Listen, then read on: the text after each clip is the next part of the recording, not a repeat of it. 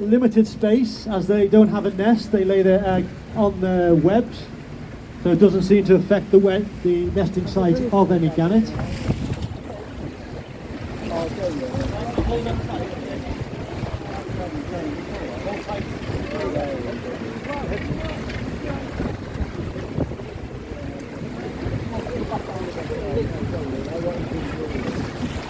As you can appreciate, space on the bass is limited, and it's estimated that the colony is growing at a rate of 2 to 3% per year. Very social animals.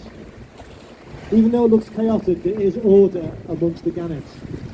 If you can home in on a pair of gannets and just look at their activity, there'll be plenty of billing where they're rubbing their bills together as a sign of affection. You may even see a male who is looking for a his nest, sit by the nest,